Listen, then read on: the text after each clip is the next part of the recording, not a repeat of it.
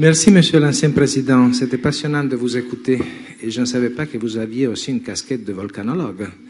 Parce que là, alors, pour la comparaison, je me disais, tiens, quand il parle de la Tunisie, effectivement, on peut penser au Vésuve à Naples ou à l'Etna. Mais quand on pense au Bilad de Cham, à l'Irak, en Syrie, là, c'est le volcan au Chili. Et on commence à sentir, non, pas seulement la fumée, mais la lave arrive là. Écoutez, avant de passer la parole au public, juste, je prends le privilège d'avoir le micro, de vous poser vite 2 questions avant de... il y a deux questions qui sont surgies en vous écoutant, qui m'interpellent. Je dirais, la première est le devenir de l'État en Tunisie. Et la deuxième est ce que j'appellerais le devenir de l'identité nationale. Quant à la première question, je la formulerai en disant, selon vous, quelle forme organique devrait avoir aujourd'hui, en pensant au futur, l'État tunisien? Un État centralisé, un État décentralisé, un État fédéralisé? Vous avez très bien évoqué tout le passé bourguibiste, hein? Et si je ne trompe pas, vous étiez bien proche de Salah Youssef. Et donc, ce qui fait un peu une transition pour moi à la deuxième question que j'ai, c'est de l'identité nationale, c'est-à-dire de l'appartenance. Comment reconstituer ou renouveler ou redéfinir l'identité tunisienne? Quelle est la place de la religion? Enfin, excuse-moi, le petit regard d'un Européen qui, à la suite de ce qui s'est passé au Bardo, je crois que plusieurs Tunisiens et aussi Européens, nous étions tous surpris, hein, très surpris. Quelle place donc de la religion dans l'éducation, dans la société? Est-ce que, par rapport à ce que vous avez évoqué, comment l'identité tunisienne va-t-elle se redéfinir par rapport à une identité républicaine, le drapeau tunisien, une Oumma Arabia régionale, une Oumma Islamia? Voilà. Il me semble que ces questions politiques des 2 faces de la même médaille, aujourd'hui, sont en train d'être redéfinies. D'accord. D'abord, pour l'histoire de l'État, je vous dis la première chose pour nous, que ce soit un État démocratique. Ça, on veut vraiment en finir avec l'État autoritaire et l'État corrompu. Nous en avons tellement souffert, nous estimons que le retard de notre pays est dû justement à la structuration de cet État. Pour moi, je me suis battu dès le départ pour qu'on commence par les élections municipales. Et je me suis battu aussi au niveau de la Constitution pour qu'on introduise la notion de Iqlim, c'est-à-dire de région, de diviser le pays en 6 ou 7 régions, encore une fois pour donner le pouvoir aux gens. Moi, en tant que spécialiste de la santé communautaire, j'ai beaucoup travaillé avec les gens et je sais que ce n'est que à râler pas crête qu'on peut parler vraiment de démocratie. Pour moi, la démocratie, elle est participative ou elle n'est pas. Donc je me suis vraiment, j'ai tout fait pour que on commence par les élections. Bon, ça n'a pas été le cas et aujourd'hui on traîne des pieds. Alors que pour moi c'est ça la base de la démocratie. Et ensuite de donner des pouvoirs aux municipalités et ensuite de créer des régions. Et là je pense que nous avons beaucoup de choses à apprendre de vous, donc de nos amis suisses. Ensuite pour moi l'autre chose c'est que l'État doit redevenir un acteur social et économique. C'est-à-dire que moi, je suis totalement opposé à l'idée de libéralisme sauvage, à savoir que l'État, il est là pour... Non, l'État, il est là pour défendre les faibles, pour avoir une approche donc dans l'économie, pour orienter d'une certaine façon l'économie. On ne revient pas à l'État bureaucratique, à l'État socialiste des années 60. Il a fait faillite. Mais c'est pas parce que l'État socialiste, etc., a fait faillite qu'on doit aujourd'hui laisser le développement économique à des acteurs économiques qui peuvent avoir une moralité comme ils peuvent pas en avoir et dont l'objectif fondamental est de faire de l'argent. Nous, notre objectif fondamental doit être de lutter contre la pauvreté. Donc voilà comment je vois le rôle de l'État.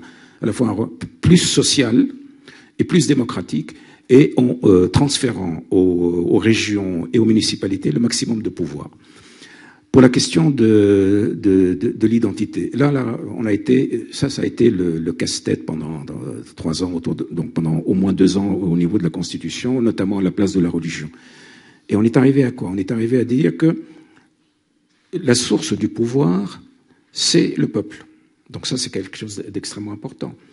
On a dit que les Tunisiens ont droit, non seulement ont droit à la liberté religieuse, mais à la liberté de conscience.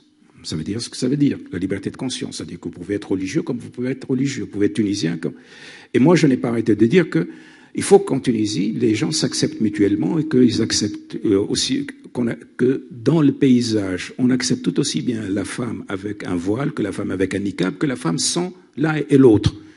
Évidemment, ça a fait débat. Ah non, on peut pas accepter celle qui a le niqab. Ah non, on peut pas accepter celle qui a le voile. Et les autres disent non, mais qu'est-ce que c'est que ces femmes occidentalisées qui montent leurs jambes? Et bien, je dis non, la tunisianité, c'est ça, c'est que nous sommes tout ça. Et nous devons accepter tout ça. Et moi, j'aborde cette question d'identité, encore une fois, toujours du point de vue des droits de l'homme. Parce que moi, je suis d'abord droit de l'homme. C'est-à-dire que je reviens toujours, qu'est-ce qui est écrit dans la Charte universelle des droits de l'homme? Alors, la place de l'islam. Et ici, je vais vous dire quel est mon sentiment. La Tunisie, c'est un pays très paradoxal. À la fois, nous sommes le peuple qui a donné au monde arabe ses élites les plus, entre guillemets, droits de l'homme. C'est les Tunisiens qui, dans les années 80, ont vraiment lancé toutes ces histoires, etc.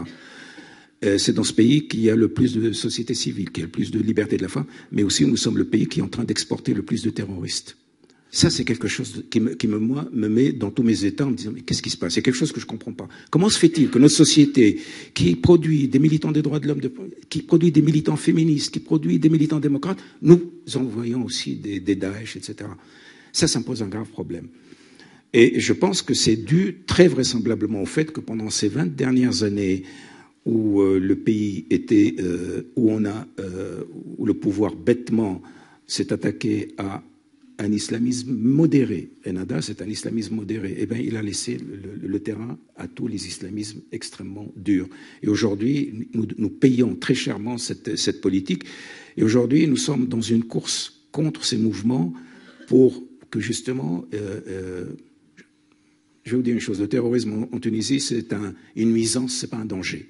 C'est une nuisance, c'est pas un danger. Le pays est structuré, organisé, etc.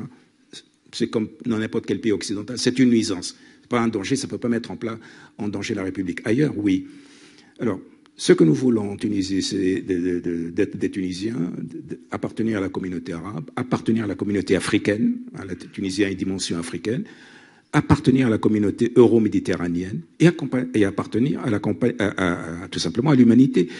Tous les peuples ont une identité par strate. Revenons à la géologie. Nous sommes tous des strates d'identités différentes. Et moi, j'en ai assez de ces gens qui pensent que l'identité, c'est s'opposer à quelqu'un d'autre. Je ne suis pas juif, je ne suis pas chrétien, et donc je suis musulman parce que je ne suis pas l'autre. Non. Il se trouve que j'ai des couches géologiques. Je me définis comme un sudiste, comme un bédouin, comme un sudiste, comme un tunisien, comme un arabe, comme un musulman, mais comme un citoyen du monde. Pour moi, la planète, c'est mon monde. C'est toute la planète qui est ma patrie. Et nous voulons éduquer les Tunisiens dans l'appropriation de toutes ces dimensions de leur identité. Il faut qu'ils cessent de se percevoir comme étant « je ne suis moi que dans la mesure où je suis contre l'autre ». Non, je suis moi parce que je suis moi et parce que mon histoire m'a fait ceci ou cela. Donc c'est une identité encore ouverte, c'est pas encore une identité fermée. Merci beaucoup. On ouvre les questions au public. Je crois qu'il y a quelqu'un là-bas, ensuite ici.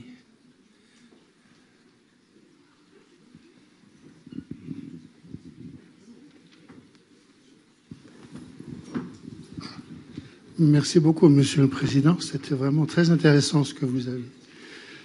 Je vais peut-être un peu méchant, mais vous comprendrez pourquoi. Peut-être qu'une des raisons où la Tunisie a réussi cette transition, c'est parce que c'est un pays qui n'est pas intéressant sur l'échiquier mondial.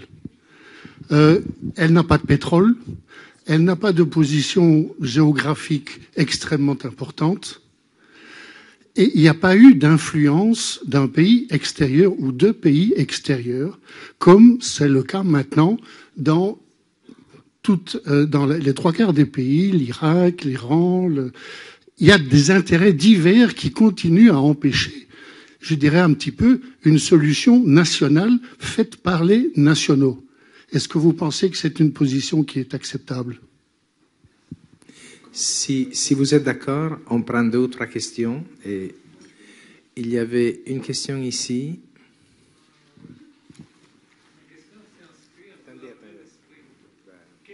Attendez.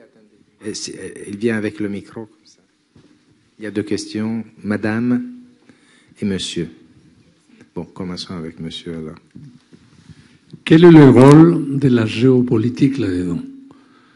La Tunisie, c'est pas la Libye, avec toutes ses richesses et tous les intérêts qui se réveillent des pays démocratiques duquel nous voulons nous inspirer. Et l'Irak, c'est pas la Tunisie, la Syrie non plus. Et vous n'avez pas fait mention de quel était le rapport de forces externes qui a permis, qui a facilité ou qui a été un problème dans cette transit, dans cette construction de la Constitution tunisienne. Merci. 2 questions complémentaires. Madame, juste là-bas. Bonsoir, merci beaucoup. C'est vachement intéressant. Je viens de la Birmanie. Je suis birmane. Et que je suis très intéressante, en fait, c'est ce que vous avez parlé, comment vous vous constituez pour faire la démocratie. C'est ce qu'on est en train de battre aussi pour l'élection de la fin de l'année. Et ma question, c'est que comment on peut réussir, en fait, combattre, comme vous dites, la corruption, la pauvreté en Birmanie. On est très riche en Birmanie, mais malheureusement, on est toujours au stade on n'a pas encore la démocratie, quoi. Voilà. Merci.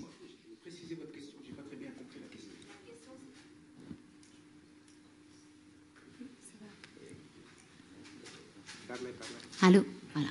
La question, j'aimerais savoir comment vous mettez à notre place comme une Asiatique en Birmanie. Comment est-ce que vous allez réussir pour faire la démocratie en Birmanie? Mettez à notre place. Question simple. Dernière question du premier tour. Bonjour, merci Monsieur Marzouki.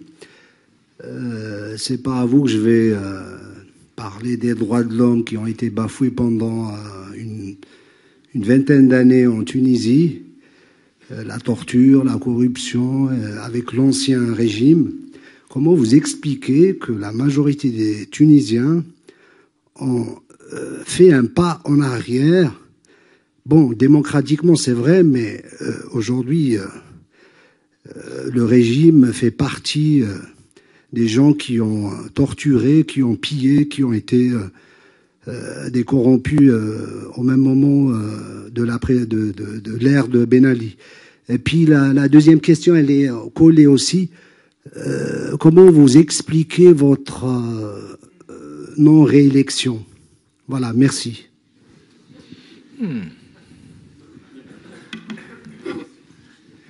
Oui, d'abord, pour ce qui est de l'importance du pays, effectivement, d'ailleurs, c'est ça qui nous a permis de faire notre évolution, pratiquement toute indépendance. Bon, on ne nous donnait pas beaucoup d'importance.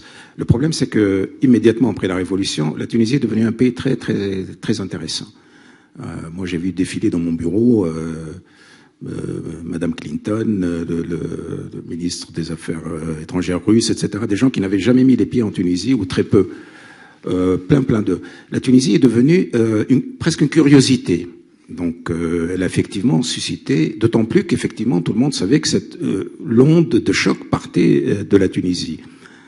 Et ça, je dirais que ça nous a desservi, parce que tout à coup, nous sommes devenus des objets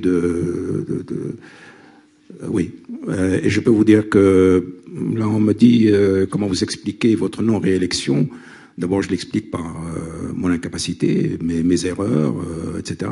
Mais je l'explique aussi par des interventions diverses et variées que je ne vais pas commenter ici. Parce que il y a eu presque une volonté du régime. Je vous ai parlé du système politique arabe. Je vous avais dit qu'il s'effondrait par pans. Mais il y a dans le monde arabe des forces décidées à maintenir ce régime politique et à faire avorter les révolutions arabes.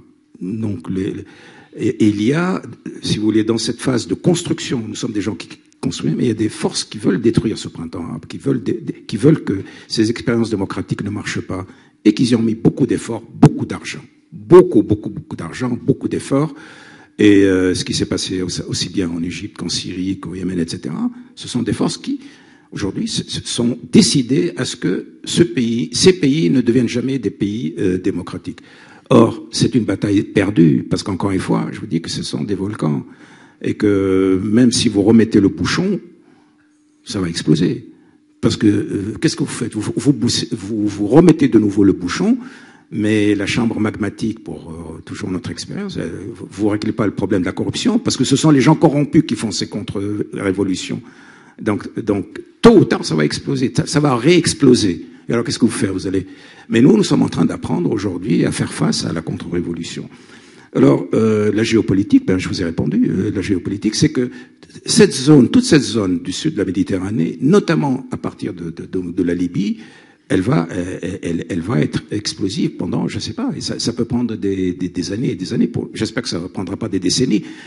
Mais ce qui est sûr et certain, c'est que nous sommes, vous savez, les volcans, c'est aussi des forces qui construisent. Ça détruit, mais ça construit. Si vous avez des gens qui vivent sous les volcans, c'est parce que ce sont les meilleures terres.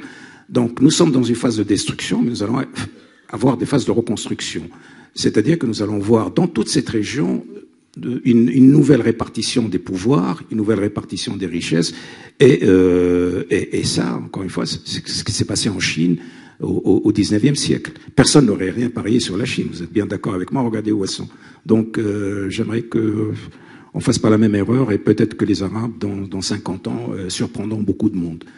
Parce que moi, j'aime beaucoup cette phrase de Toynbee qui dit que les civilisations naissent des défis. C'est en relevant des défis que les humains de tout temps ont fait leur civilisation. Aujourd'hui, nous avons les plus grands défis, c'est être ou ne pas être, et je vous assure que nous sommes décidés à être.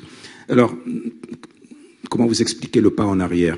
Je vous ai dit, historiquement, après une révolution, les gens ont de telles attentes. Et après une révolution, vous avez l'explosion de tout ce qui est positif et de tout ce qui est négatif. Il y a une phase d'incertitude, il y a une phase de... Et après, quand vous allez aux élections, c'est quasiment une règle, une loi, que ceux qui ont été au pouvoir pendant ces 3 années ne sont pas reconduits. Regardez un peu ce qui s'est passé dans les pays de l'Est. Et moi, je la connaissais, cette loi. Et pourtant, je suis allé aux élections en me disant, même si cette loi va fonctionner, peu importe, parce que moi, je travaille pour l'avenir. Il faut que j'aille dans le pays, il faut que j'explique ce qui s'est passé, il faut que je dise la vérité aux gens, il faut que les gens... Et ensuite, préparer l'avenir. Parce que le vote sanction va fonctionner exactement pour ceux qui vont venir aujourd'hui. Et je pense que nous sommes rentrés maintenant dans une phase qui ne sera jamais arrêtée d'alternance au pouvoir. Et donc, moi, je suis en train de travailler à l'alternance, préparer aujourd'hui les forces qui, demain, pas moi, mais ceux qui viendront, qui partagent mes idées, etc., pour être prêts à prendre en charge le pays une fois que cette expérience de saut en arrière ait été faite. Maintenant, si vous voulez, la puissance d'utilisation des mécanismes démocratiques par les non-démocrates est quelque chose de tout à fait affolant. Ce sont des gens très malins, ils sont capables d'utiliser les mécanismes qu'ils ont combattus pendant toute leur vie. Beaucoup d'argent aussi, mais il y a aussi nos erreurs, il y a aussi les déceptions, et il y a aussi le vote sanction, etc. Donc c'est un magma de causes complexes qui font que... Mais encore une fois, je ne regrette pas. C'est comme ça que le pays avance. C'est à travers ses expériences, à travers ses va-et-vient, etc. C'est pas une transition où on avance toujours comme ça sur une belle route, comme ça vers le soleil, comme le cow-boy qui va vers le... C'est pas comme ça que ça se passe. La vie, c'est les chemins, que ce soit les chemins des individus comme les chemins des peuples, sont chaotiques, il y a des arrêts, il y a des reculs, etc. La question est, est-ce qu'on va dans la bonne direction? Et moi, je crois que pour la Tunisie, nous marchons dans la bonne direction. Le Myanmar, excusez-moi, mais je ne suis pas capable de donner des conseils. Je ne suis pas un spécialiste dans le Myanmar. Je sais une chose, c'est que pour moi, je suis très heureux de cette évolution difficile qu'il y a au Myanmar. J'ai beaucoup d'admiration pour Madame Sang Eun Chi. J'espère que je prononce son nom correctement. J'ai jamais su. C'est une femme, je trouve que c'est une femme magnifique et je lui souhaite beaucoup de chance. Vous êtes aussi engagés comme nous sur ce chemin chaotique, difficile, pénible, avec des arrêts, etc. Mais il ne faut pas perdre le nord et il ne faut pas perdre l'espoir. Voilà. Merci, M. Marzouki. Peut-être encore une ou deux questions. Il y a une question ici en bas et une autre question ici. Deux questions ici, s'il vous plaît. Monsieur, là. Monsieur ici, oui. Bonsoir, Monsieur le Président. Bonsoir, professeur. Comment peut-on concilier entre la fonction d'un chef d'État et celle d'un activiste inconditionnel des droits de l'homme, la fonction que vous connaissez très bien, surtout dans une transition démocratique où les revendications sont beaucoup plus grandes, les atteintes sont beaucoup plus grandes? Est-ce que les impératifs d'intérêt économique et sécuritaire nationaux ne prennent pas des fois le dessus? Et enfin, si vous permettez, vous avez parlé d'avoir subi un vote sanction. Pensez-vous que les électeurs tunisiens ont tenu compte de votre prestation dans cette conciliation justement entre droits de l'homme et raison d'État, si j'ose dire? Merci. Merci. Deuxième question ici. Je suis mon ami. Je suis à mon ami. Et je voudrais vous dire que j'ai honte de mon pays en bloquant l'argent énorme en Tunisie. Rien n'est arrivé en Suisse. C'est Ben Ali qui n'a pris l'argent. Le secret bancaire a été rien n'a fait. Et c'est très grave. Et vous savez qu'en Europe, tous les pays, ils doivent mettre l'argent, mais pas la Suisse. Et ils ne le font pas. Donc moi, je ne peux pas accepter ce qu'il est là. Je n'ai pas voulu faire cela. Je parlais de la Tunisie, mais je crois comme un citoyen de pouvoir dire à toi pourquoi j'ai dit ça. Merci. À vous, M. Marzouki. Oui, alors, la fonction de chef d'État et des droits de l'homme, effectivement, quand on est à la tête d'un État, tout le monde vous balance à la figure la raison d'État, machin, etc. Moi, j'ai pris une question de principe là-dessus. J'ai été face à trois grandes questions des droits de l'homme et en rapport avec le problème de l'État. D'abord, la liberté d'expression. J'ai subi des attaques d'une violence absolument incroyable pendant 3 ans. Et c'est une des explications pour lesquelles, d'ailleurs, je n'ai pas été relu. Un facteur, pas tout expliqué par ça, mais parce que la contre-révolution possédait les moyens de la radio et télévision, etc. Je n'ai pas envoyé un seul journaliste en prison, alors que j'aurais pu le faire. Parce que c'était une question de principe pour moi. C'était une épreuve de vérité. C'est comme le soldat qui va au feu. Quand il y a le feu, on sait s'il est courageux ou pas. Donc quand vous êtes au pouvoir, là on voit si effectivement les droits de l'homme, c'est pour vous de la camelote que vous vendez pour pouvoir accéder, ou si c'est quelque chose. Donc pour moi, je me suis dit, ça c'est l'épreuve de feu. Qu'est-ce que je fais? Et je n'ai pas envoyé un seul journaliste en prison. À peine j'ai le dos tourné, maintenant ils sont un certain nombre de journalistes en prison. Donc ça, c'est la première épreuve de feu. La deuxième épreuve de feu, c'est que dans un pays où il y a encore, où nos enfants tombent sous les balles des terroristes, dire que la peine de mort doit être abolie, c'était un gros risque politique. Aucun homme politique sensé qui fonctionne dans la... etc. Alors, moi, j'ai combattu et je continue à combattre pour l'abolition de la peine capitale en Tunisie. D'ailleurs, la première chose que j'ai faite en arrivant au palais de Carthage, c'est de transformer les 220 condamnations à mort en perpétuité. Et j'ai refusé systématiquement, malgré les pressions, de signer les condamnations à mort. Ça, c'était ma deuxième épreuve de feu. Et ensuite, la troisième épreuve de feu, c'est que dans les conseils nationaux de sécurité, où il était question de lutte contre le terrorisme, je l'ai dit, et d'ailleurs c'est sorti, ça a été une fuite, ça a été écrit dans les journaux, etc. Parce que quelqu'un a... Ce qui fait que les gens savent ça. Je n'ai pas arrêté de dire aux généraux et aux chefs de la police, je dis, écoutez, notre combat contre les terroristes est à la fois un combat militaire, policier, etc., mais c'est d'abord un combat moral. Il est hors de question qu'on se remette à torturer comme du temps de Ben Ali. Je ne couvrirai aucun acte de torture. Etc. Alors, je vous dis pas la tête que certains faisaient. Mais j'ai tenu bon. Et je n'ai jamais transigé ni sur les questions de torture, ni sur les questions de la liberté de la presse, ni sur la peine de mort. Est-ce que c'est pour ça que j'ai pas été réélu? Ben, tant pis. Tant pis. Mais pour moi, c'était l'épreuve du feu. Est-ce que j'étais sincère pendant toutes ces années, ou est-ce que je vendais de la camelote? Est-ce que je me mentais à moi-même? Est-ce que je mentais aux autres? Ben, je suis désolé, mais je pense qu'un homme politique qui n'est pas capable de tenir ses promesses, qui n'est pas capable de croire ce qu'il dit et de dire ce qu'il croit, eh ben, il est indigne de cette fonction. Moi, j'ai fait tout ce que j'ai pu pour être digne de cette fonction. C'est pour ça que je ne regrette pas du tout cette défaite. Ça a été une défaite électorale, mais ça n'a pas été une défaite morale, parce que pendant ces années, je n'ai jamais trahi aucun de mes idéaux pour lesquels j'ai lutté pendant toute ma vie. Merci, M. Marzouki. Vous craignez qu'en parlant trop, vous auriez des ennemis? Ben, moi, je vais avoir des ennemis parce que je dois dire qu'on doit arrêter le débat maintenant. Mais laissez-moi nous congédier de vous. Hier, avant-hier, quand je pensais au débat que nous allions avoir ce soir, je suis allé voir sur votre page officielle du web et je suis tombé sur une phrase qui est tout en haut de votre page. Je vous cite, vous dites « On peut réaliser tous les rêves. Pourtant, toutes les réalisations phénoménales n'étaient une fois que de simples rêveries. » J'ai beaucoup aimé et j'aimerais vous remercier pour ce que vous nous avez dit ce soir, pour la générosité de vos idées, si vous permettez aussi votre modestie.